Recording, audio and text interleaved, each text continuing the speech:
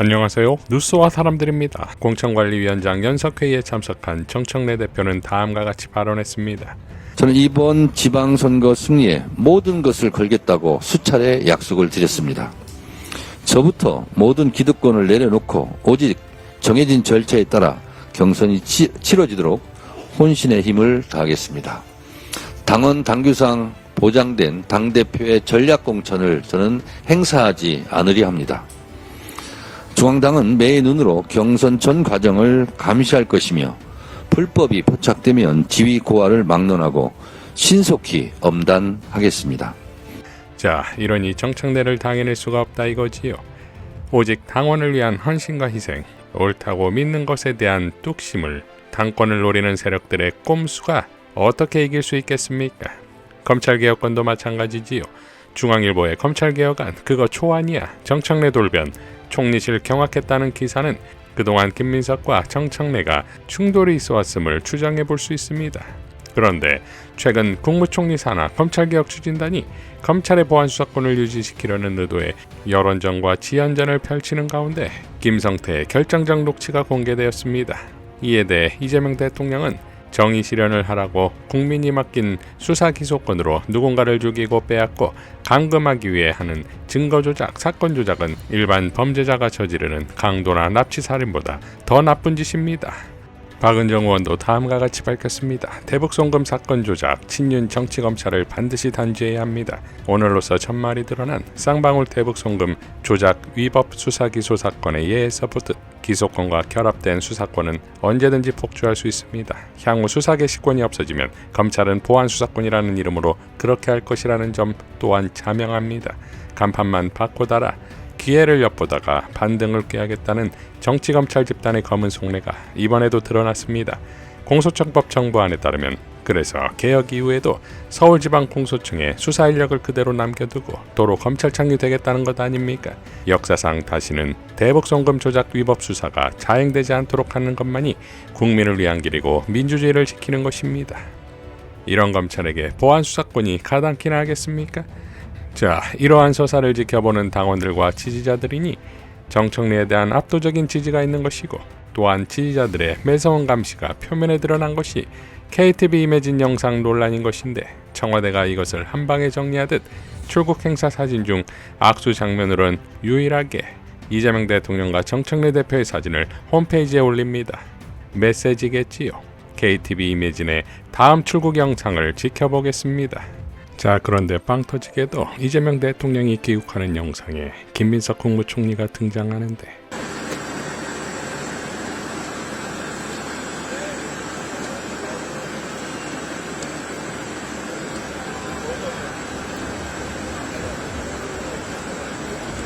미국이란 전쟁으로 인한 비상 상황이 아니었습니까?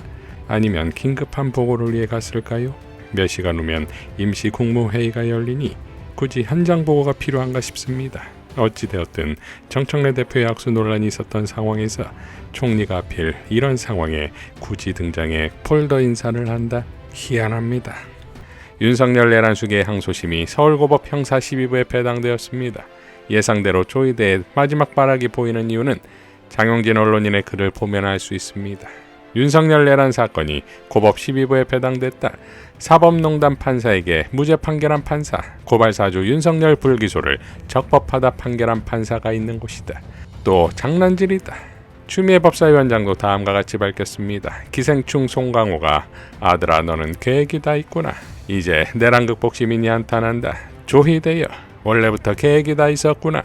지기현 판사가 1차 세탁 재판하고 항소심 이승철 판사가 하얗게 표백제 세탁하려고 하나 불안하다 라고 밝혔습니다. 자, 이러니 조이대를 당장 탄핵해야 하는 것인데 4일 국회에서는 조이대 탄핵 공청회가 열렸고 이 자리에서 전투 변호사 김경호 변호사는 다음과 같이 발언했습니다.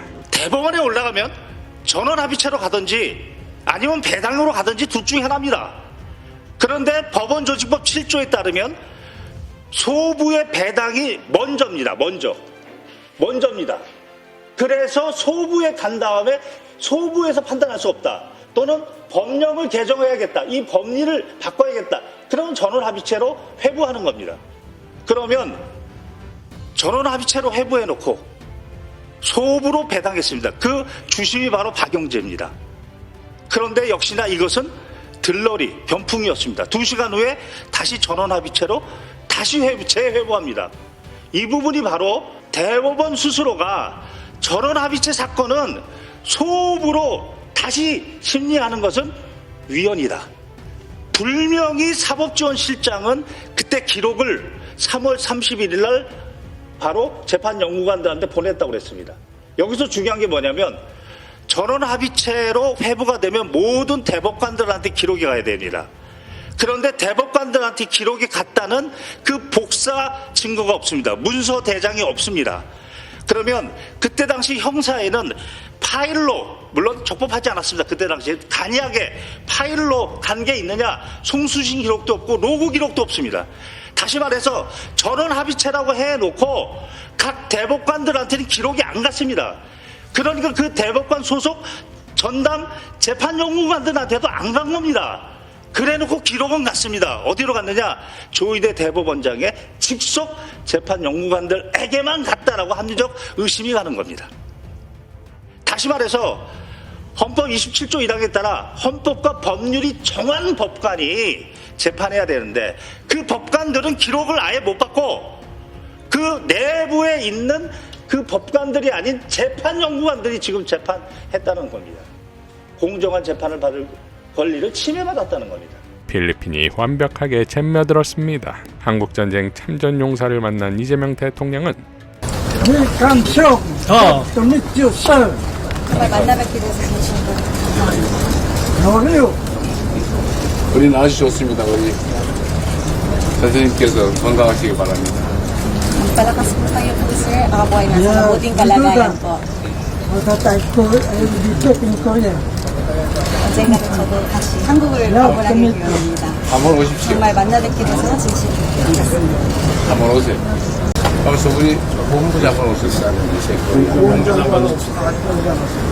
우리 참전용사들 국내로 와서 환영 행사 가끔씩 하지 않나요? 네, 합니다. 초청 행사. 우리 이분들도 가능하면 초청을 한번 하시죠. 그렇게 하겠습니다. K-팝 대회에 참석한 김혜경 여사도 이랬습니다. 이렇게 훌륭한 팀이 많은데 어떻게 딱 한 팀한테만 한국을 갈 수 있는 기회를 줄 수 있을까요? 정말 말도 안 되는 것 같지 않습니까, 여러분?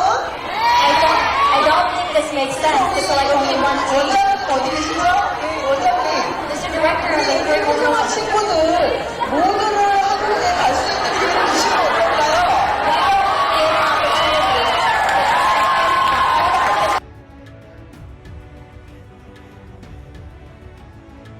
자, 그러니까 모두들 한국으로 초대입니다. 이재명 대통령이 필리핀 교민과의 만남 역시 이재명 효능감 그 자체였지요. 전 제외 공간을 상대로 이런 지시를 했어요. 뭐 영사관, 총영사관, 대사관 할 것 없이 모든 제외 공간장들은 해당 관할의 제외 동포, 제외 국민들과 대대적으로 대화하고 또 간담회도 하고 뭐 개인적이든 집단적으로든지 현장에 많이 가서 많은 얘기를 들어서 대체 뭐가 필요하냐, 부족한 게 뭐고 개선할 거는 뭐고 또 공간과 대한민국 국가 본국에 원하는 건 대체 뭐냐, 이걸 다 좀 조사를 해보라고 했어요.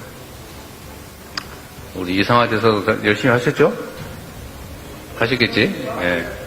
그래서 그런데 제가 약간 이제 의구심이 생기는 건 전 세계 공간에서 얘기를 들어봤다는데 1,400몇 건밖에 안 된다고 그래서 그럴 리가 없는데 한 번 2차로 한 번 더 해야 될 것 같아요.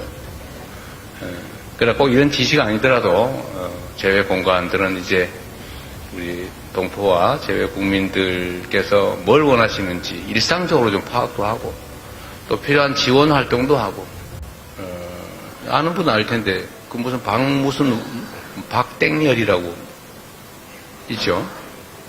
한국 사람 3명을 살해했다고 하던데.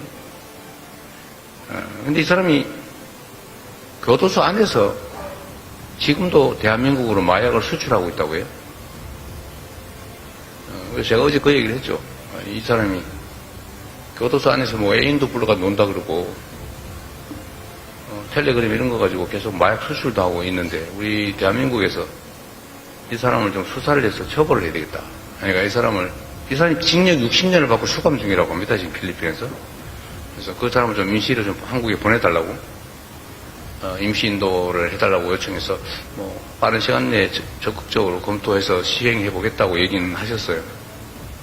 근데 그뿐만 아니라 여기 무슨 지익주 씨 살인 사건이 있었죠. 그거는 뭐 현지 경찰이 또 관계가 돼 있다고.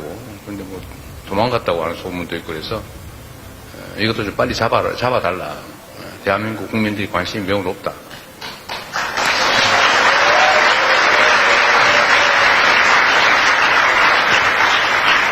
어제 그렇게 말씀을 드렸고 최선을 다하겠다고 말씀을 주셨어요. 이제 우리도 이렇게 국민들의 관심이 높은 모든 뭐 범죄 피해가 똑같이 억울하지만 그래도 일반 예방, 그러니까 다시는 다른 사람들이 이런 짓을 못하게 막는 효과를 위해서는 국민들이 잘 알고 있는 사건에 대해서 더 관심을 더 기울이고 주력할 수밖에 없습니다. 그런 측면도 있으니까요. 그래서 이 지익주 씨 살해 사건 주범도 필리핀 당국이 좀 더 역량을 기울여서 잡아보겠다고 했고 우리 대한민국도 사실 특별한 역량을 좀 투입해서라도 좀 잡아볼까 체포하는데 총력을 다해볼 생각입니다. 자, 그러니까 전 세계 교민들에게까지 이 같은 행정력이 펼쳐진다면 그야말로 글로벌 억강부약 대동세상이 아니겠습니까? 이상 뉴스와 사람들이었습니다. 시청해 주셔서 감사드립니다.